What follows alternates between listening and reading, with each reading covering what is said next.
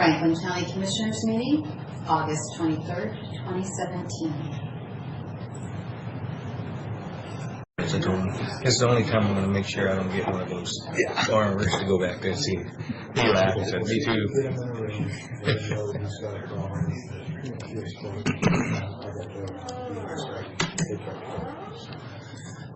Good morning. It is, well, according to AT&T, it's 9, but according to Franklin County, it's 9:05. So, yeah. So, welcome everybody. We have our 3 commissioners this morning: Keith, our administrator; Karen, our clerk; and audience. And with that, if you would stand and join me with the pledge.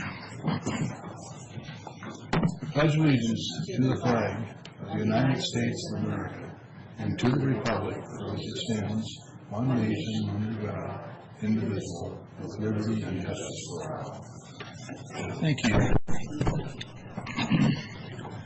Our first item on the agenda this morning has been Franklin Transit presentation. So Gloria and Amanda are going to come up with you. There's 2 chairs up here.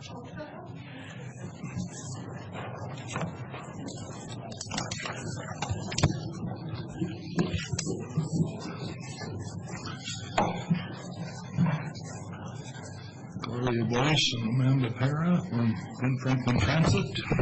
Welcome this morning. Good morning. Thank you, Commissioners. Thank you for a little bit of time on your agenda this morning. I appreciate you making room for us. We're here this morning just to give Franklin County Commissioners and staff an update on where we've been. Brief update where we've been the last 5 years and where we're going this year and into early next year. That affects the communities not only in Pasco proper, but in the county as well. So with that, we'll get started.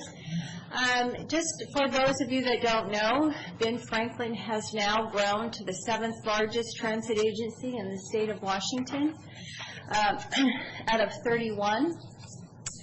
In 2012, we became a large, what is considered a large urban system with the likes of LA, Chicago, New York in the eyes of the Federal Transit Administration.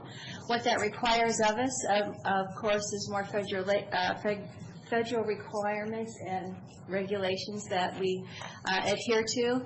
It also makes us a direct recipient of federal funds. We serve customers throughout the region, transit dependent, our youth, and commuters within our community. About 90% of our riders are transit dependent within our community. How do we provide that service? We provide directly operated service of 3 modes of transportation: fixed route, dial a ride for our mobility impaired clients, van pool, and we also contract with taxi services for night service and feeder service into more rural areas, and a provider of night service. A few facts. In 2016, we drove over 9 million miles.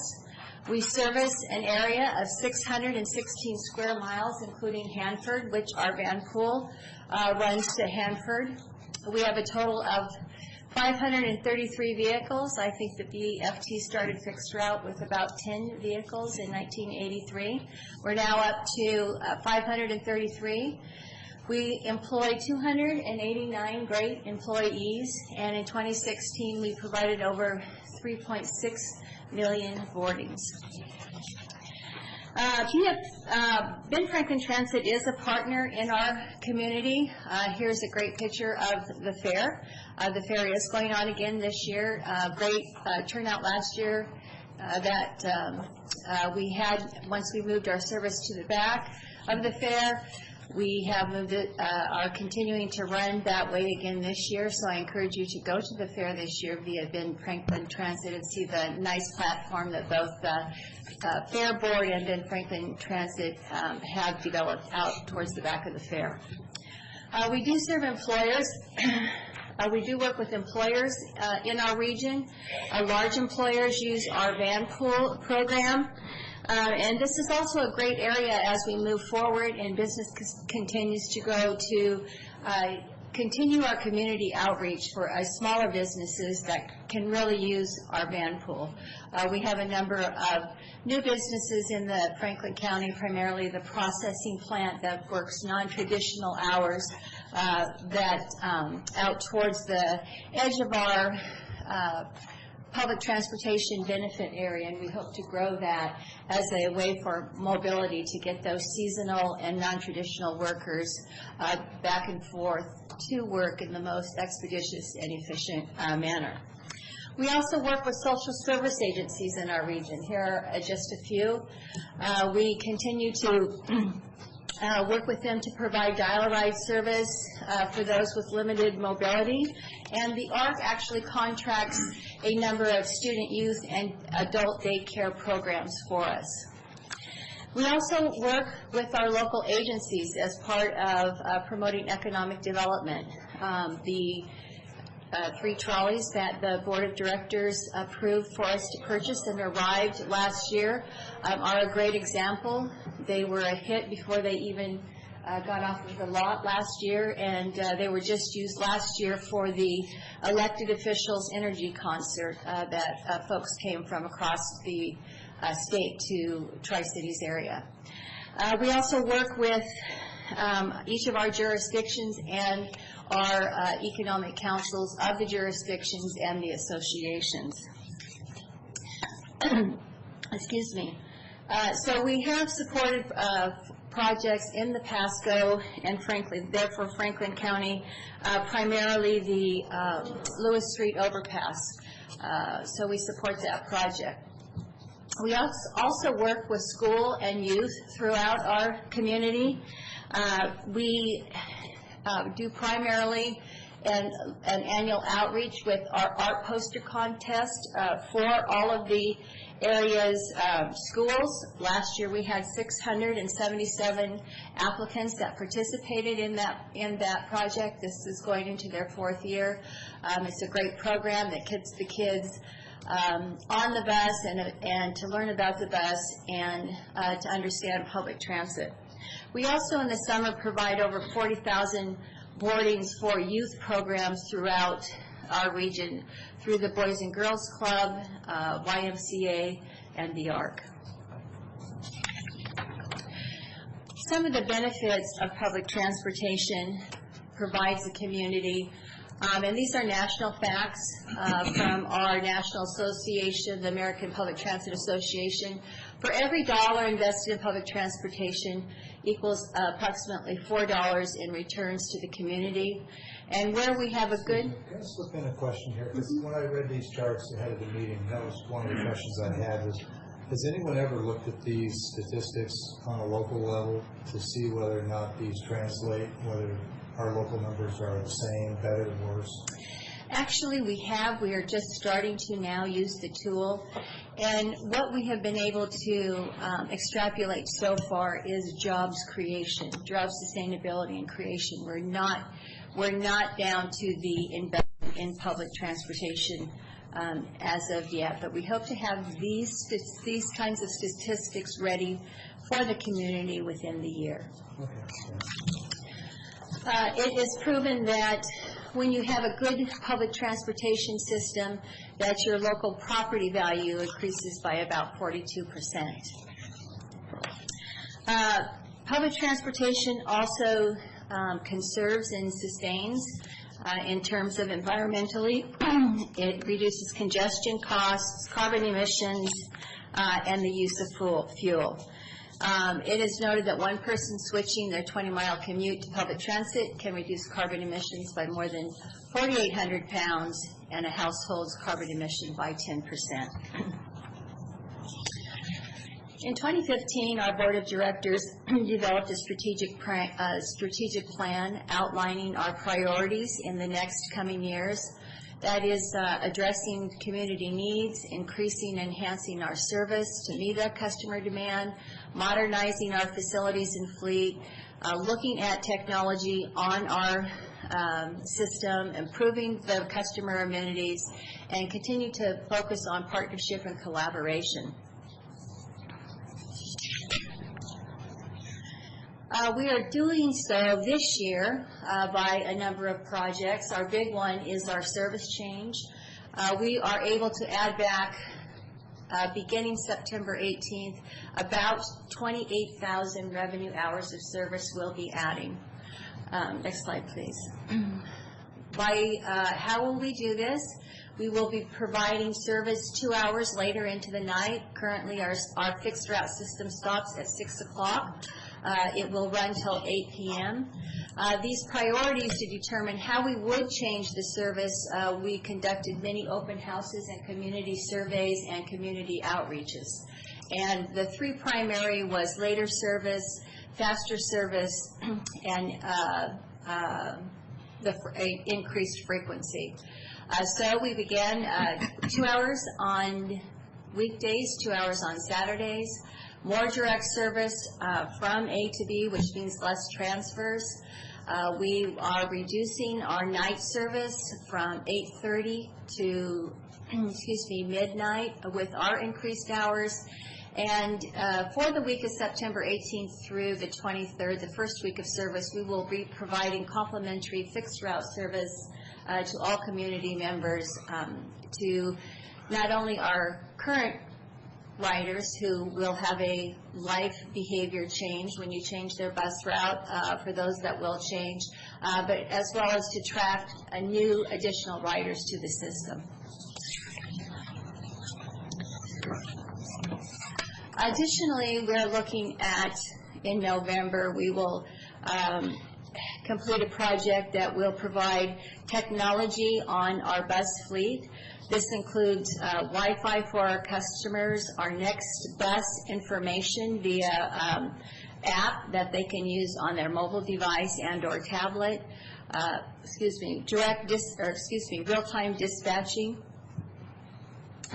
real-time dispatching, and automatic passenger counters. One of the things that the automatic passenger counters will provide for us, and we're very excited about this moving forward, is that it will provide us exact information of each boarding and alighting, which stop it happens at, when, and on what day. So we will really be able to determine traffic patterns and traffic demands. So any additional service that we do put on the street in the future will be effective and efficient in terms of the technology that we're able to get off of our buses. So we're very excited about that. Excuse me, another quick question. You used the term I didn't catch. You said boardings and Alighting. Alightings, okay. And as long as we've got a quick break here, when a boarding is simply somebody stepping on a bus, if they're going from A to B and they go to the transit station, does that make them one rider or two boardings, or how does that work? If they get off of the bus and they are on to another bus to finish their complete, it's counted as another boarding. So it's two boardings. Yes. Any idea of what percentage of your riders get to their destination with a single boarding? We believe, with hand counts now, that it's approximately 20 to 30% of our ridership uses transfers currently. The terminology is unlinked passenger trips, and it's counted that way consistently across the United States. Sure. Okay, to create some consistencies among transit agencies for determining ridership. Yeah, I have no doubt it's a common accepted practice. I Correct. look at it in terms of taking the total budget and dividing it by the number of people using the service to get a cost per trip average. Right. And so it's important whether we're talking boardings or riders. Thanks. Additionally, we have started a project with all of the work that we've done for the service change and amenity study. We will be bringing our 2018 capital budget to the board here in the next couple of months, and in that we'll have a line item for their approval to really begin to address some of our needs of our amenity, the need to replace and or upgrade amenities, particularly along major transit corridors and heavily used bus stops. So those are the three big projects that we have on deck that we hope to finish in 2018. I'd like to reiterate to the Commission that the service change that we are providing for the community at this point is a base system. Transit agencies typically look and study their fixed route system every 7 to 10 years to ensure that it is growing consistent with the community in terms of where the businesses are, the travel demand patterns, and such. And ours was last completed in 2002 and implemented in 2003. It was whacked with the downturn in the economy in 2010. So this is a base for us based on about a year's study. From there, we'll take the information and we will be able to provide. We have some areas primarily in Pasco that we are asking the board to look at in terms of demonstration projects to provide better coverage primarily in the East Pasco area. So with that, I'd like to refer you to the one booklet in your packet that you received. This outlines and overviews the system changes that are coming September 18th. The routes in Pasco begin with 6. All routes are numbered in the 60s. And so that begins on page 10. And then we have I believe it's 7 of the inner city routes that run through to Pasco as well. So quite a bit of service that runs through Pasco as back and forth between the cities. Our primary, what we will be looking at in the future is we currently have one transit center on 22nd Street. And this really tethers our systems in terms of what we consider a cycle time. How long it takes for the bus to cycle through a pulse. And so if you notice on the south side of the river, we have Dayton, we have Three Rivers, so we have 2 that we can tether from in Kennewick, and the same distance there between Richland and Three Rivers. So we're really looking at that, and we hope to address that in early 2018 to provide better coverage or more coverage up in the Ochoa School District and out to Lakeview and Tierra Vita. So that's what our plans are for Franklin County. Looking towards the future, what concerns Ben Franklin Transit is the growth in our community. I was working with the BFCOG a couple weeks ago. They have a statistic from the Office of Financial Management that the Tri-Cities region from 2000 to 2015 grew by 48%, almost 48%. I think it was 47.9 something. Fastest growing in the state of Washington. The next was Vancouver at 30%. They also participate heavy growth in the next 20 years. So with that, what does that look like for a transit agency that's keeping up with demands? And it's also changing our demographics. A lot of us baby boomers are getting older. That is a shift from fixed route to dial-a-ride service, which is our most expensive mode to operate. It also brings in millennials who their first dollar after they are eligible to drive is not a car, it's electronic gadgets, and so they're really prone to public transit. So keeping that in mind, we are working with jurisdictions to plan service better in the future. We want to continue to then participate with economic development and work with jurisdictions to provide ADA compliant bus stops in all of the infrastructure that we serve. And of course, we need to always be mindful to contain costs and grow at a pace that is financially sustainable. So with that, I'd be happy to answer any questions that the Commission might have.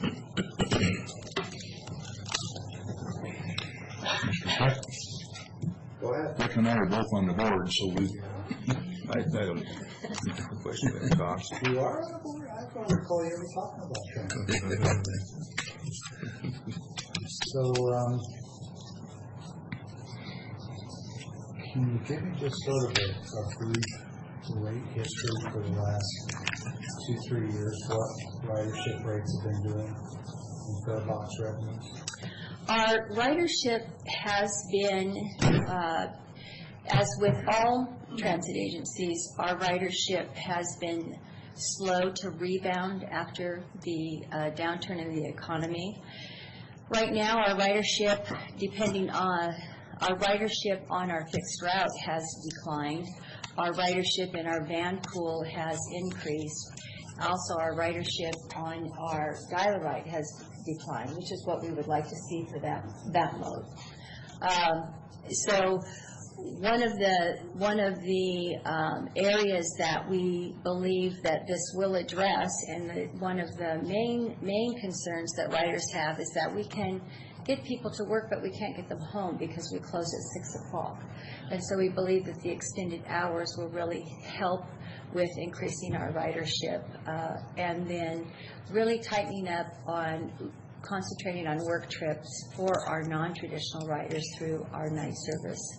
So we're just now starting to see an increase these couple of months, but we look at that on an annual basis, and so it's really not conclusive this year in terms of ridership. Will stay up through the rest of the year. Does that answer your question? Well, I suspect I can probably, through an email, just get the numbers for 16, 15, 14 for ridership. Sure. Okay. And so vans are up, which I think is great. Dial-a-ride is down, which I suppose is hard to calculate why. We have, if I may, we have really cracked down on cancellations and no-shows.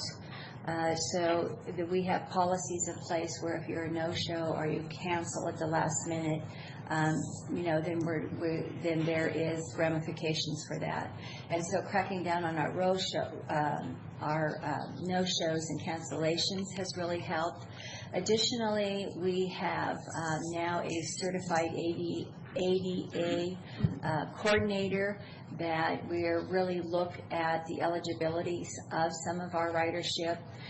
So it's a program that is a great service to our community, but we have to make sure that those in our community that are eligible to use it are using it.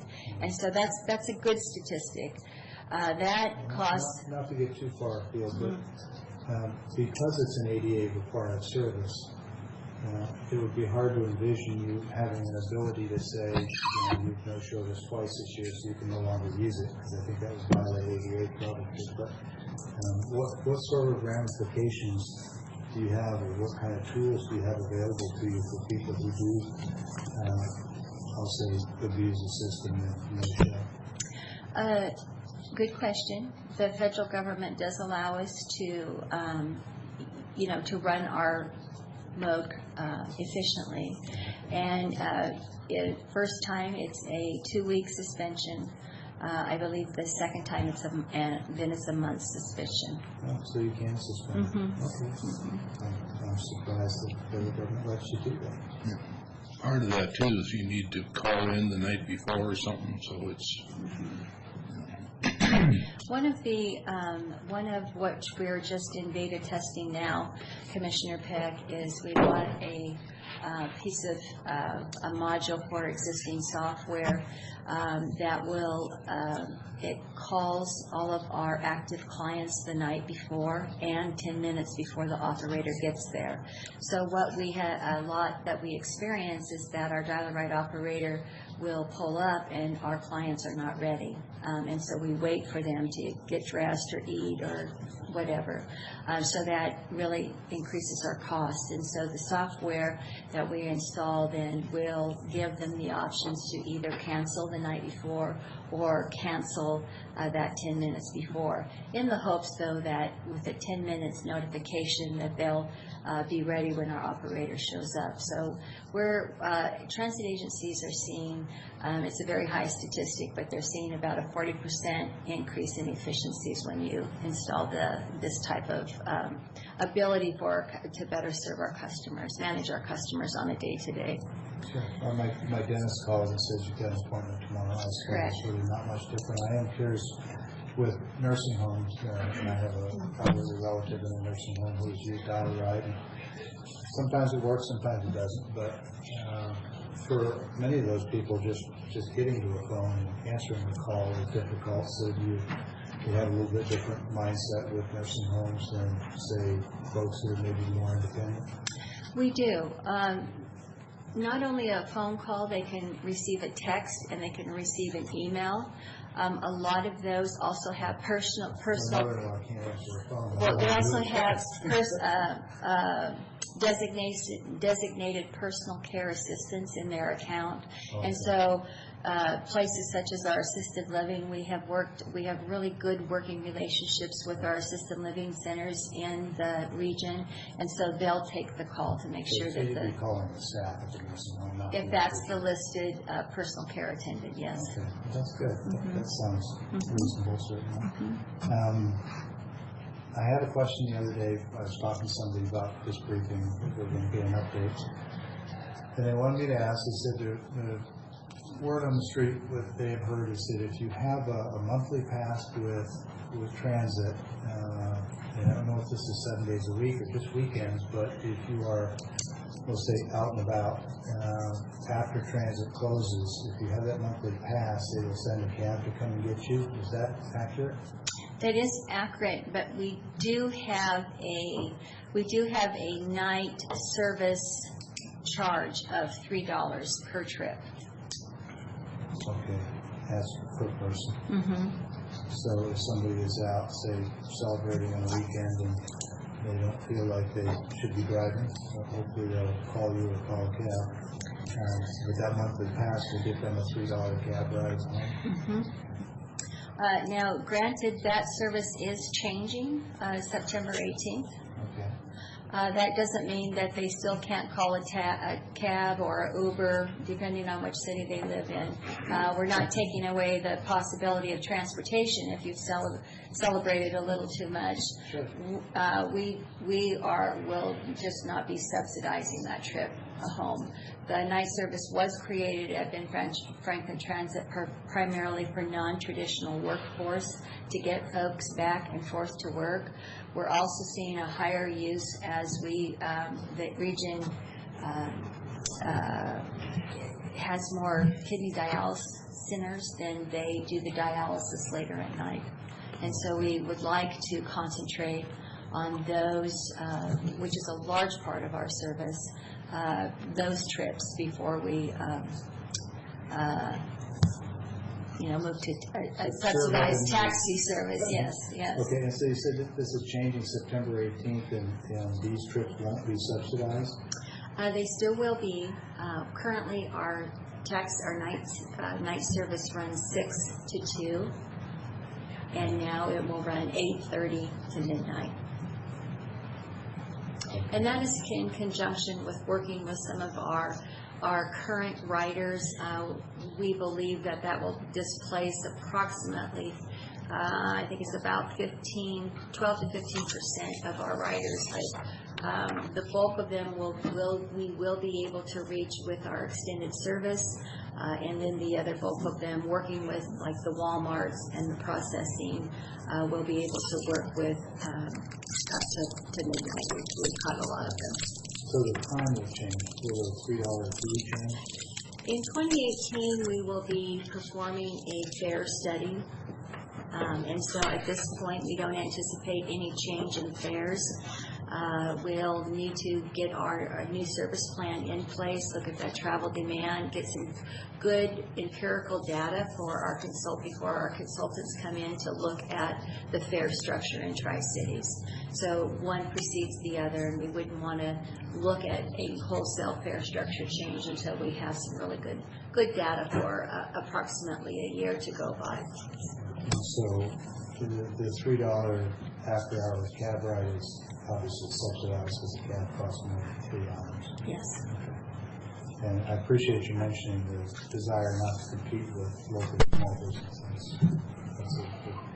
You're one of the few people I've heard at least acknowledge that competition exists and should be minimized, so I appreciate that. And not only, you don't need a card for that, that's open to all the public. I'm sorry? For that taxi, evening taxi ride, that's open to the public. It is. That's not, you don't need a membership card or a monthly card. Forgive me, that does sound like it's in direct competition with local small business, but I'll leave it there. Thank you. Anything further? All right, well, thank you very much.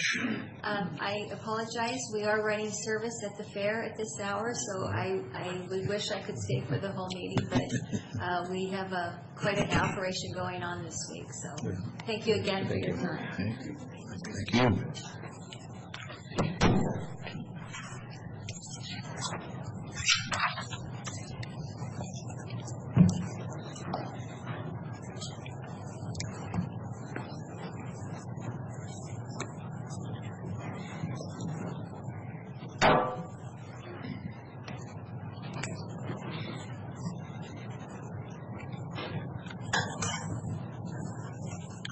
Next up on the agenda is Gwen, WSU.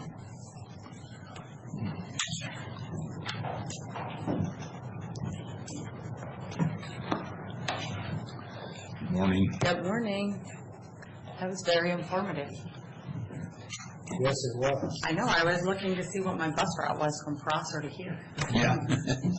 So, they have one. So, I'm here just to update you what we're doing in, a little bit in the Kennewick office, and then in general on my program. So, if you didn't know, the Kennewick office moved this year. So, the Kennewick office used to be, I don't know, for as long as I've been in this job, 20, 30 years, there was at least 30 years of memories to clean. But it had always been next to the Juvenile Justice Center. And so this year, there's numerous remodeling projects in Kennewick going on. And so we were the first of a set of dominoes of moving. And so we are now we are now in the building with the health district, which is a good fit for some of our programs, like the consumer food safety program. It's a good fit there. So we have our phone number changed, all of that changed. It still struggles a little bit. People will still say, we showed up to the old office, but that will come with time as it moves. So the other change is, of course, Mary Ann retired. Mary Ann Opart was the regional horticulturist here, and she retired. We are looking at right now trying to model much what Tim has pushed forward with you all and what's been discussed at WASAC, where you would have a coordinator.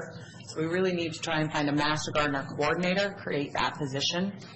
And then right now there's a hiring slowdown at WSU, so after that pass, then try to find a regional position to oversee part of that Master Gardener program. So the plan right now is for us to try and hire as much of a coordinator as possible. The specialists that oversee the program are now being split between myself and one of the Yakima WSU Extension faculty. His name is Mike Bush. So we're trying to figure out this role of, he's very involved in the Yakima Master Gardeners. Mary Ann and Mike had a very good relationship. So now that there's 80 miles, but we're still all in the lower valley, so what can be his role to facilitate this program as it goes forward? So that program, though, it's a great program. They just did, of course, we have their clinic that's open all the time. Of course, we offer new classes. They have the Kennewick Demonstration Garden, but particularly in Pasco, they had a food garden team. So they have it's like 45 to 55 of the volunteers come and work with low-income and disadvantaged families. So they had 17 different food projects that went in this last year with grant money from United Way. And so those projects, one project can have multiple garden beds, right? So it was what they estimated based on the family size, when people come in and put them in, that there were about 316 people that were served. So it's neat because they put them in. Lowe's of Pasco is our biggest supporter. So we honored them with a volunteer cooperator of the year because they have donated, they have in their program, which I didn't know this before working with Master Gardeners more, but Lowe's has a mandate of their employees to volunteer. So they have a system where they will build some of these beds for the Pasco families. And Terra Vita there's been a lot of work in Terra Vita. So they will build them, which is good because they have better construction capabilities than some of us do. So they build them, then we take them and install them and help them through the gardening process. So that's a good update there. We want to try and get, I think they have right now applications for new different projects that people want to get established. There's some type of, there's a set list of requirements. You know, you have to be involved, you have to be willing to take responsibility and ownership for the project. You know, we're not there to run it, we're there to advise. So I've opened it up so that they can accept new applications for new projects. So as far as tree fruit and grapes, which I love Master Gardeners, but I like tree fruit and grapes better. So I think last time I was here, I told you about one project that I have been working on, which was looking at blueberry cold hardiness. And that project's still continuing, but I thought I'd tell you this time about another piece of work I do, which is sprayer technology. So I now say that I try to evaluate, educate, and create. So we have money from both the federal government and local commodities, blueberry and grape, to look at how growers can optimize their sprayers, reduce drift, improve worker safety. But we've also now on our third year running, so I worked with Department of Ag, and our Washington State Department of Ag has a whole section that's based on just farm worker education.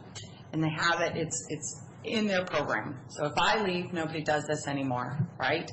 But if we get it installed within their farm worker education program, when they do respirator safety and pesticide safety education, then this type of sprayer optimization and sprayer calibration courses will continue. So we've worked to develop a curriculum with them. They have 4 trainers. They worked with the tree fruit industry to get a large grant so that they could really push us off the ground over the past 2 years. And so it's neat. So last year we offered 4 classes, again, bilingual. So we try to split them in the state. There always ends up more in the lower valley than up north. But we offer it both in English and Spanish simultaneously. So that will occur again this year. And then I have focused most recently on that creating or trying to bring resources back. So back to this area.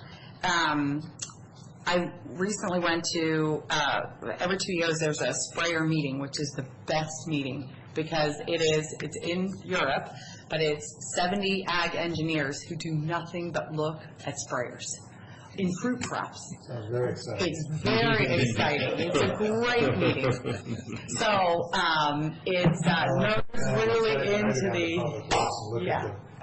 Greater blades or something. Yeah, exactly. So from that, though, I've been going for several years because I hear what the newest research is and the latest engineering projects, and then, you know, say, where are we here?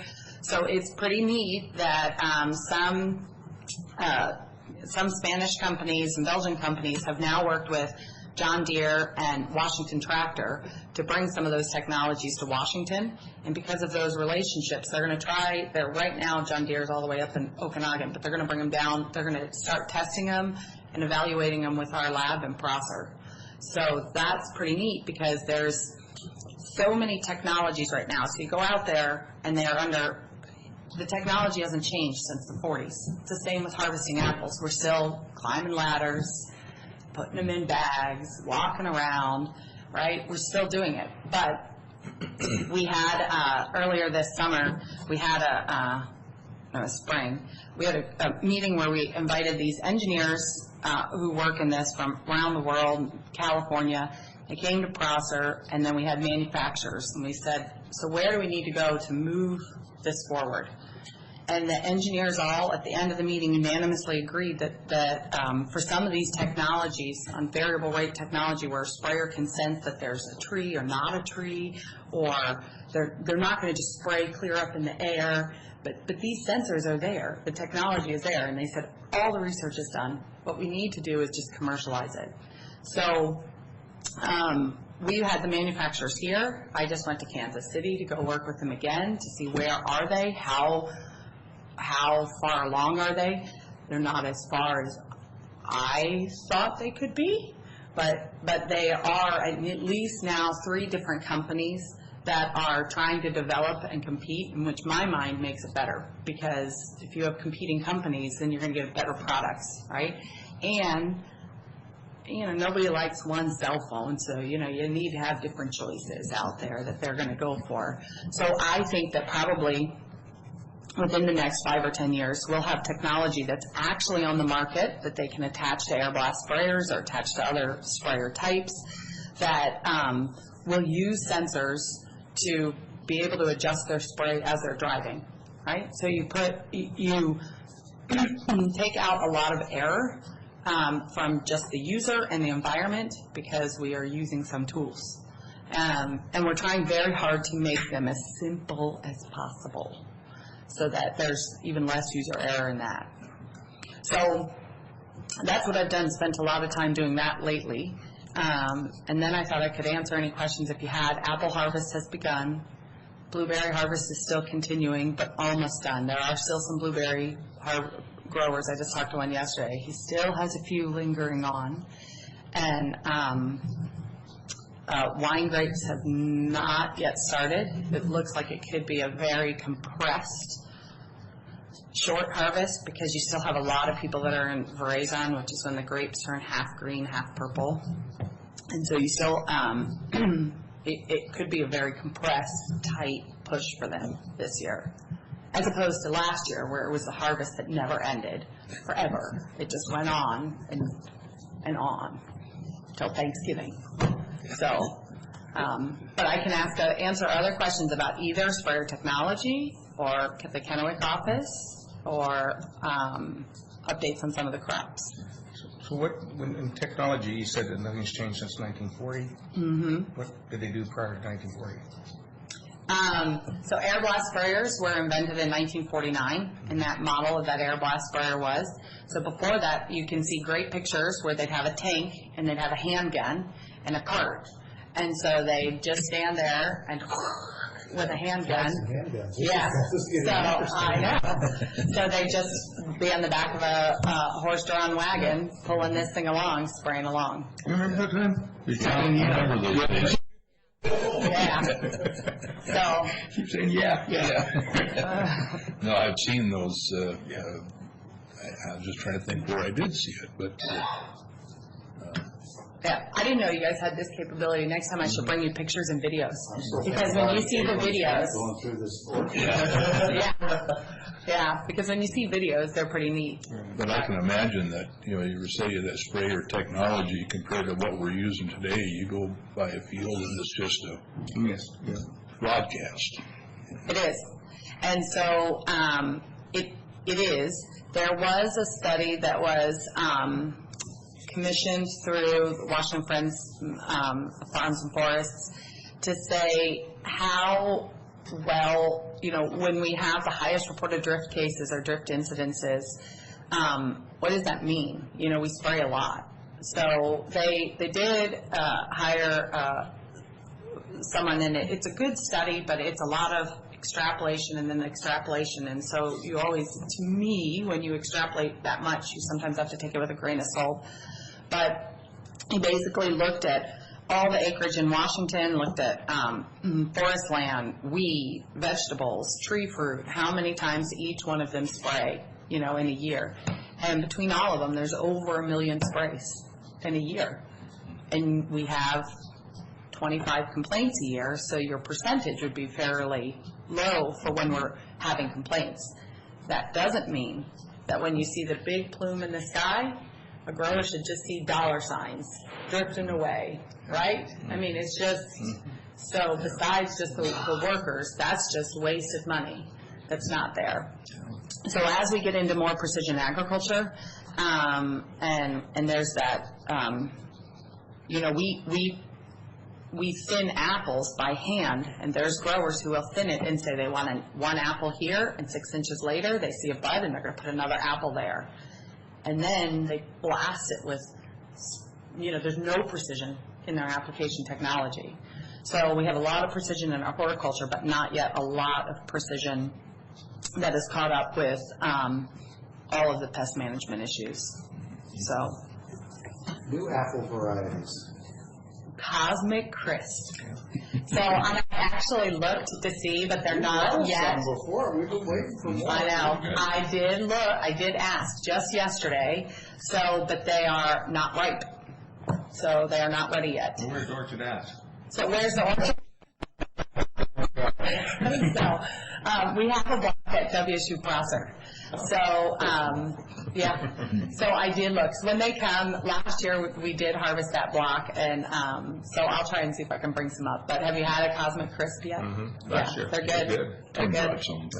Good. Oh yeah, for me, I gave you some to. Yeah, I dropped it off. I did bring them. Yeah, he shared. I don't know how many you left in my office, but they did get some. How do you think he got his budget? So, I think Sean Small ate all of ours. I don't know if anybody else got them, because he was just in there. He said, these are good. Yeah. So, Cosmic Crisp, 3 million trees expected to be in the ground, so, next year. And so, of course, there's a lot of fervor about that, and it's, can be sometimes a difficult apple to grow, but on the other side of it, I mean, it's susceptible to fire blight. It can have some sunburn issues. There's always something, right? But Grow them like other varieties, trellis. yeah, absolutely. Yep. Sunburn trellis and stuff. Yep. So in actuality too, we have found that the horticultural team really working on it because the tree fruit industry has put in a lot of money to hire endowed professors. So they put in their 36 or 38 million to WSU, not to negate what the 2 million was, but it's not off the top of my head. So, and from that they've created endowed positions. So there is a horticultural team between the Tree Fruit Research Commission and WSU that's now working on just Raw 38 or Cosmic Crisp. And that, what they find is that there are now some orchards or trees that are out in commercial blocks, so they're managed by a grower, and they turn out a little bit nicer than when they're managed by the researchers. So, right, because the growers grow and the researchers know. So I think it will be a very good apple to move forward. It will compete with Honeycrisp well. Is a Red Delicious finding its way back, or is it a different variety? I just happened to... Red Delicious is not finding its way back. About tanks and sprayer. Yeah. So Red Delicious... I just saw it the other day, somebody, whoever I was, had a bunch of Red Delicious for, Yeah, so Red Delicious is still pretty. And so it's still a very common apple. We don't trellis. We don't put a lot of effort into those apples because they don't produce a lot back. Yeah. So, to put in you see a new block out here with netting that comes in and the new apples and the high density, it's about, by the time it comes into production, it's about $50,000 an acre. That's what it costs now. So Red Delicious doesn't pay that back. To do it that way. I know they planted numerous orchards of Red Delicious years ago, but I guess it was up at Wenatchee at the motel, we had a conference there last week that they had Red Delicious out on the table. That's because it was probably catered by Cisco. And, Could be. you know, they come, you know, so Cisco buys Red Delicious because they store and they're there. Yeah. But Red Delicious acreage has decreased, Golden Delicious has significantly decreased, significantly, because last year there wasn't a market for them. So they couldn't actually, I mean, people picked them and then they didn't have a market. So Golden Delicious acreage has decreased, and even Grannies have decreased. So your old traditional, you know, back in the 90s, they had the posters of the stoplight, red, yellow, green, right? Those varieties by consumers are not as much in favor. Yeah. So some pushed by the industry, and by breeding programs, but also by other industries. One more question. You know, along 395, there's been a couple of orchards they cut down the stump and then spliced in. Is it a change in varieties, or are they? Yeah. So back, you know, there was about a 10-year period or so where we didn't do any grafting.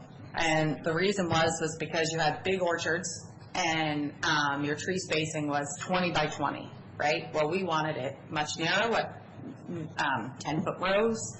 And so you don't just put something else in the middle of it. You're just going to pull it up. You're going to put new trellis. You have to change your whole irrigation system. So you had this period where it was just an orchard rejuvenation, you know, like an orchard renewal. So we didn't graft much.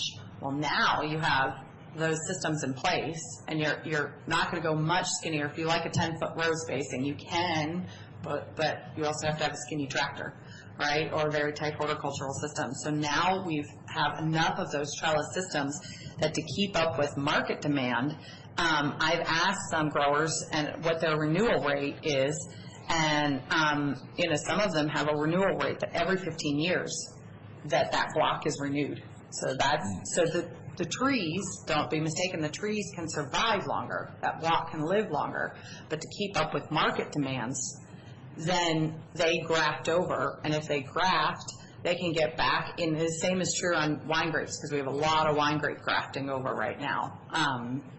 They can get back into production at least within wine grapes by the next year. They can put on a very light crop, you know, so they have 1 year of growth. By the second year, they can put on a light crop. By the third year, they're in full production if they've grafted over. So we're at a point where we have enough historical acreage in systems that they like. They're actually grafting in different varieties. Different varieties into the stump. Yep. Okay. Yep. And the root stocks, you know, there's new root stocks coming too, but the root stocks that they have, you know, if the root stocks they have, especially in like a cherry block or something, if they had a Gisela dwarfing rootstock to start with, they're keeping it right now, because the rootstock improvements have been mainly against things like replant, you know, where you plant in the same ground and it doesn't grow very well. But if you're just grafting over, you don't have to worry about it. So, yeah. So it should be a good apple crop this year. Good. And when you see Cosmic Crisp in the store, it's not going to be inexpensive, so support it. Support your local farmer. When do you think they'll be hitting the stores? About 3 years, 4 years. When do you But think very they'll be likely, wiped out and faster? Yeah. 4 weeks, yeah. 6 weeks. Yeah. Karen, put Kim on the schedule about 4 weeks. Yeah, don't come. No, it's still, I mean, their first trees, they obviously have some in the ground now, but, you know, it's also another thing is we're here. Think about how many times you walk into the grocery store here, and do you see a lot of Jazz? Do you see Envy? Do you see all those? No, they ship them to markets that are in urban environments that pay $5 a pound. We don't pay $5 or $6 a pound. I was in Seattle last year. The orchard. For organic cherries, I walked in, I took a picture, and organic cherry block, middle of the season, $8.99 a pound. So a lot of those high value apples go to high paying customers. So it's hard sometimes just here because you think you should have access to them, but a lot of times roadside stands will have some of those varieties also. But Jazz and Envy, they're great apples. They're just hard to find. Sweet Tango. Never heard of it. Sweet Tango. So you ever go up to Quincy and, you ever drive to Quincy? No. So if you're driving out of Quincy towards Wenatchee, there's a farmer's stand right on the right. Yeah. And they have a market in there with Sweet Tango apples. And so there's only, I don't know. I just went by it. There's an airport on the left. Yeah. Yeah. Yeah. Sweet Tango apples. You go passenger on the way there. No, you need lots of room going home. Yeah. Yeah. So, more questions? Good? Thank you, Lord. All right, good. Thanks, Tim.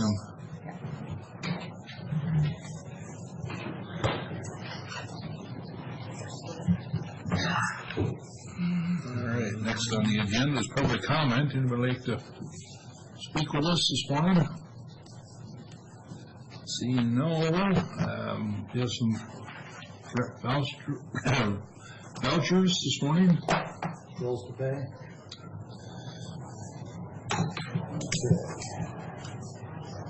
We have two, fund expenditures and payroll. Start with fund expenditures, move for approval of fund expenditures, the total amount $1,669,930.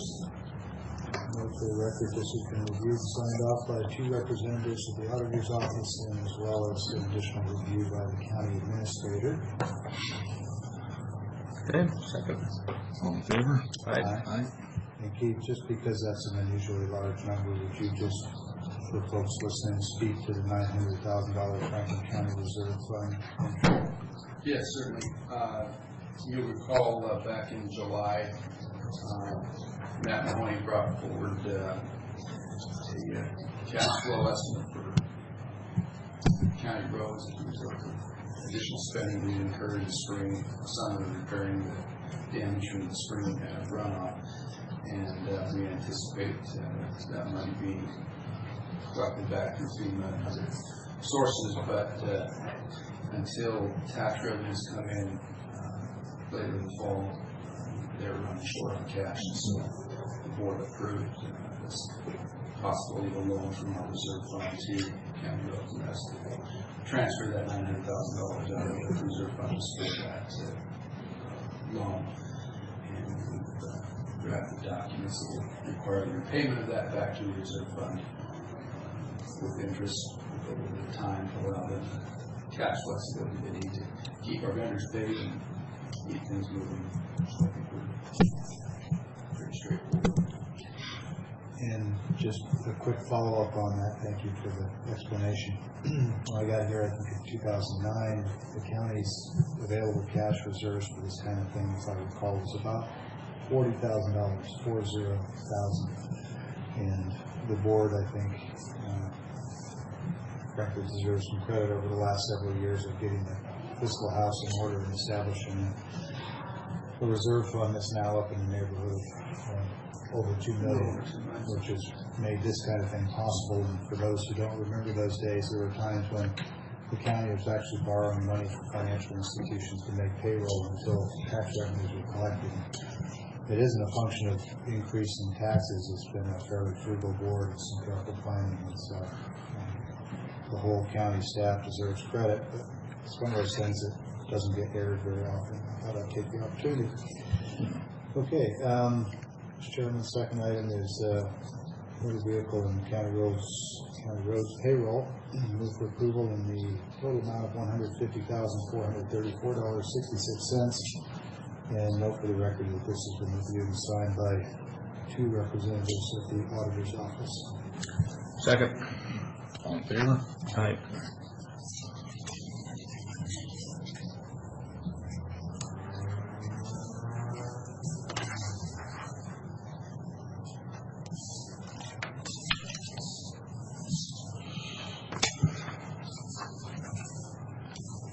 Share some of that coffee while you got a chance there.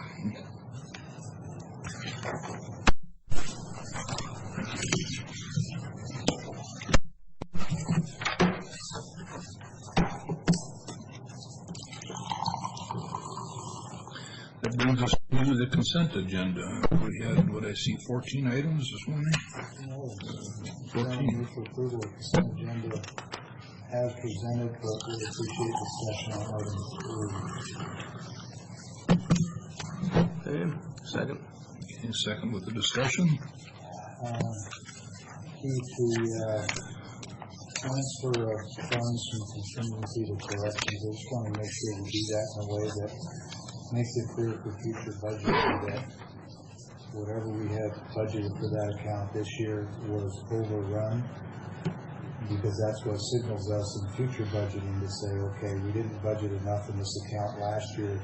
We need to look at a several-year average and determine what's a good number for this year. When we add to or take away from these funds without doing it in a way that documents it, we run the risk of using one-off aberrant budget numbers in the forwarding year. Commissioner Cook, I know this has always been an issue of concern for you. Is there anything you want to add to that? No, and like I say, Keith and I spoke about that yesterday again. That's something that I have been aware of since I got here. That in years past, because it's a bottom line budget, it was just used up. Money was thrown in when needed, and the end of the year came with budgets, and you could never tell where there was a shortage in a line item, so that you could realize why, either an adjustment or unexpected cost or whatever. But yeah, like you said, we've got to be able to earmark that when budget time comes, so it's not just add 10 here and then budget time comes and you add 10 more or something. And, so, Is this out of line from the past years? This is a bit of an unusual line. I think that's kind of why it's created the way it is, because it's very difficult to predict. If somebody gets picked up out of state or out of our jurisdiction and has to be extradited back to Franklin County to serve a Franklin County warrant, there's costs associated with that. So it varies from year to year. It's not a stable, predictable cost in that regard. Having said that, I certainly concur with the intent of the board to make sure that we're watching where budget creep occurs over time and where things that are added through contingency during the year then become cost base for the following year. So in budget, a lot of times we look at the budget and we get those back past years and we see that differences. And this is one that we're going to note, of course, and this is also one we should catch in budget. Yeah, but and what we'll do is we'll provide a spreadsheet or something straightforward that shows where we use contingency funds during the year to supplement some of these areas. And generally what we've done is averaged the last couple of years and say this, unless something extraordinary has happened and it's going to continue. Anyway, no, I think that's the wise thing to do is note this for budget time. And Keith, I just note you're absolutely correct that it could lead to budget creep, but it's also possible that it hides deficient funding for a particular line item, so you have the same problem each year. You keep running up short and having to come back to the board for more. And so really I'm interested in driving this toward more precise, more accurate budgeting. And of course, you're absolutely right that these are unpredictable. You don't know how many people you're going to have to bring back from another state or from a foreign country for court proceedings. So it could go either way. It's just we've never, in my mind, had a good mechanism for calling those things out. So when we hit a budget workshop, we can look at a 2, 3, 5 year average and say, okay, yeah, it looks like the high is here and the low is here, and we're kind of shoot for 65, 70% and augment as needed. So I think we're on the same page. Chairman, that's all I have. It's just a question or discussion on that one item. All right. With that, we have a motion and a second for the 14 items on the consent agenda. All in favor? Aye. Aye.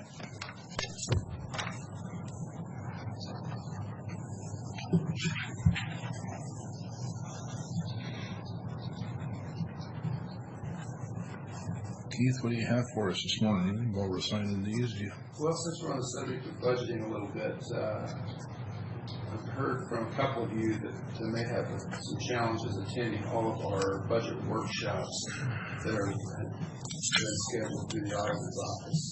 Scheduled those week of Monday, October 23rd through Friday, October the 27th.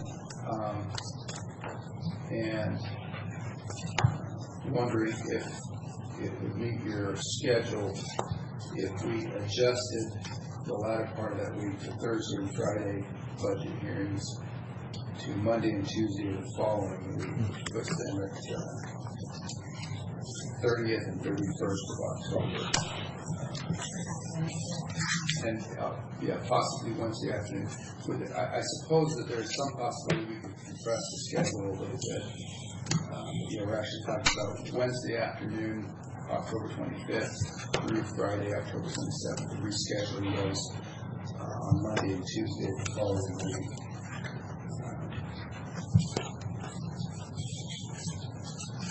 The alternative would be to hold the budget workshops with only a single member of the board. We would have a quorum. I don't know if that's advisable to do that, or certainly not preferable. Well, it depends. Who's the single member of the board? Yeah. Departments and agencies might approve, but since we're not taking action, we're just hearing questions from the public of elected officials, department heads. I suppose that is a possibility. Yeah, that works for me. I don't think I have a problem either with that change. I'd recommend that we have the opportunity to go back and relook at our calendars and provide input to Karen and let her get back to you. Conceptually, philosophically, I don't have a problem with it, but I'd like to see who's going to be here when.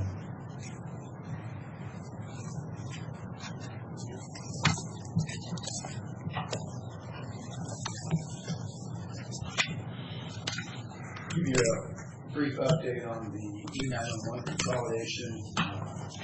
That was Chief Skinner the other day to begin the technical side of the consolidation. There's a committee of CCOM, Representative Franklin County, City Pasco, that's coming together on the 14th of September. Big Freddy Art Group. First time we met together as a big group. I also went to start attending the monthly board meeting at CCOM. This is a regular agenda item on their board agenda. I think we've got very good communication currently with folks at CCOM. Looking forward to getting to go and make this happen. It's going to be a process. It's going to take some time. Next year before we actually are completed, but give you an update. Everything's on schedule as far as we know right now. Continue to provide the board with updates as we get to completion.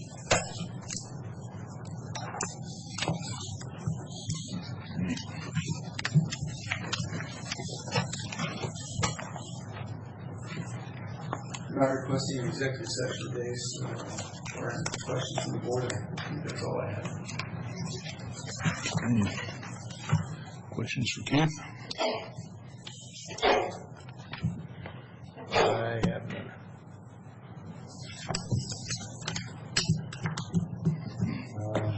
No.